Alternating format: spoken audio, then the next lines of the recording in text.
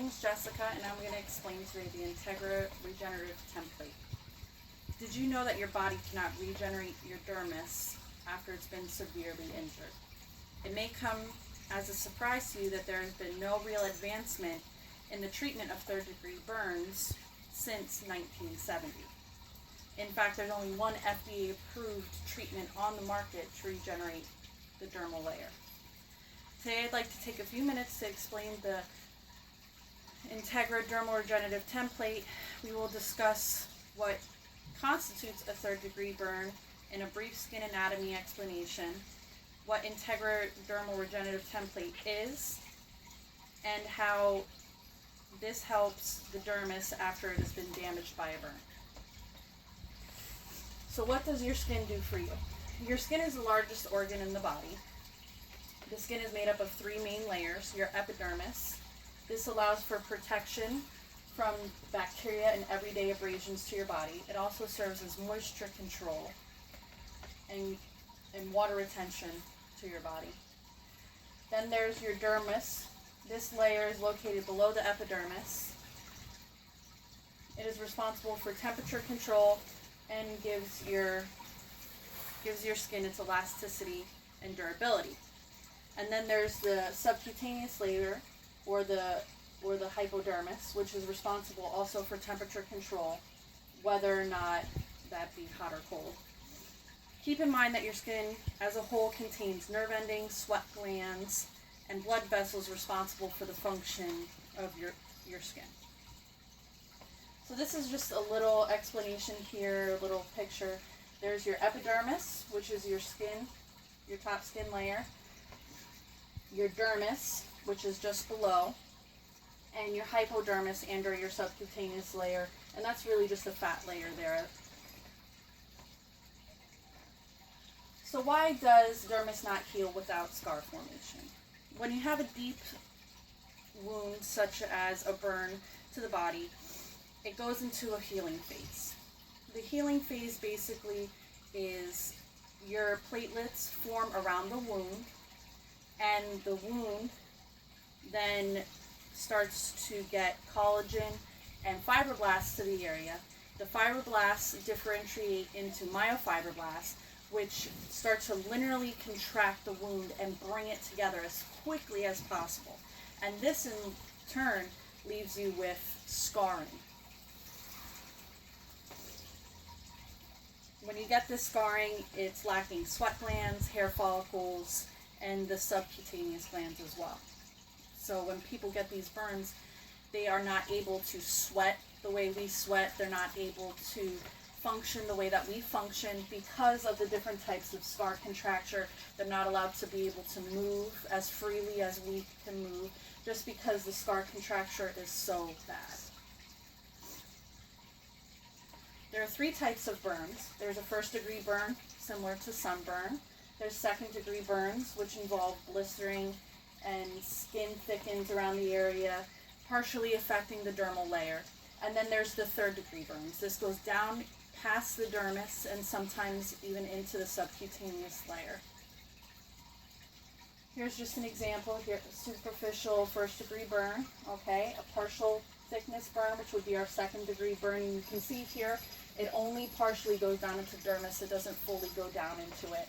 And then here's our third-degree burn, which is a full thickness burn. And this goes all the way down into the dermal layer and even sometimes into the subcutaneous layer, which can also be considered a fourth-degree burn once it gets to the bone and the fascia. So how does Integra Regenerative Template help regenerate dermis? First, we have to look about what it's made from. It's type 1 collagen made from bovine Achilles tendons. This is the main component in the skin that maintains its elasticity, the collagen, the type 1 collagen. And then there's chondroitin 6 sulfate, which is derived from shark cartilage. They're covalently bonded and the temporary dermal matrix of the substitute graft. The temporary epidermal layer is the silicone layer to the graft. So here in this picture you can see this is the silicone topside, and it's indicated by these suture lines right here. Okay, and you can tell that it's the silicone side because it's shiny. the dermal side is a lot cloudier and not as easy to see those suture lines. So how is this a benefit for our burn patients? The temporary dermal layer of the graft allows cells to integrate randomly as opposed to linearly, like I explained earlier, which causes the scar contracture. The silicone layer controls the moisture flow and the epidermis, preventing infection and contamination of the wound. And over about a 21-day maturation cycle, it's integrated and vascularized the matrix into regenerating our skin's dermis. After about 21 days, the silicone layer is removed, and a split thickness graft, which would be a graft that's taken from the patient's actual own skin, is then laid on top of that. So that acts then as the epidermal layer, which is going to be integrated.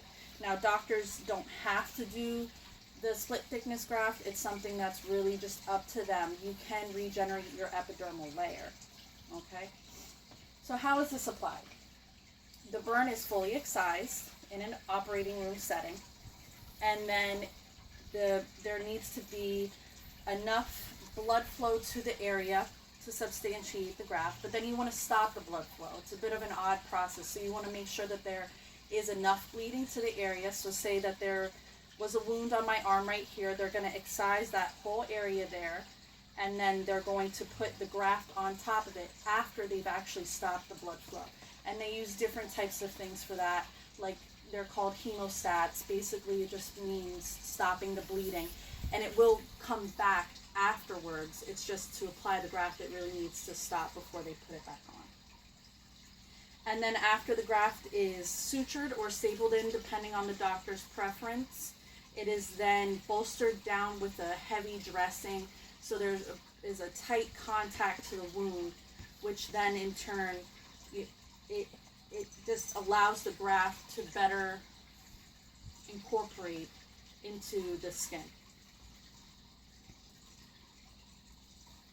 So here, this is what I was explaining to you. So in this, they've excised the wound. They've put down our graft here, okay? And then in this area here, you're seeing where the cells are differentiating and coming in and starting to regenerate that blood flow, the blood vessels. And then here you have your regenerated dermis, okay? If you want to think of this more as a scaffold for regenerating the skin, your body doesn't realize that it is having all of these issues. It's just thinking it needs to close up a wound when you get a deep dermal wound like this. What this scaffold does is it basically slows down that process, and the body thinks of it as its own cells. Just because it's an acellular graft, it thinks about it as its own cell. So it will actually regenerate that dermal layer into your own skin. It's not anything that's a pig. This is actually a bovine graft, but your body doesn't recognize it as that because there's nothing in it that actually makes it bovine. And then afterwards, as you can see, you have the mesh skin graft there. That's the split thickness graft that they've put on to the patient's skin. And then it regenerates that layer. So in conclusion, the Integra Dermal Regenerative Template is the only FDA-approved skin graft on the market since 1970. This treatment allows cells to randomly vascularize and grow and regenerate new dermis. Without this treatment, most patients would have bad scarring or die from the total body surface area burns if they were too high. Thank you.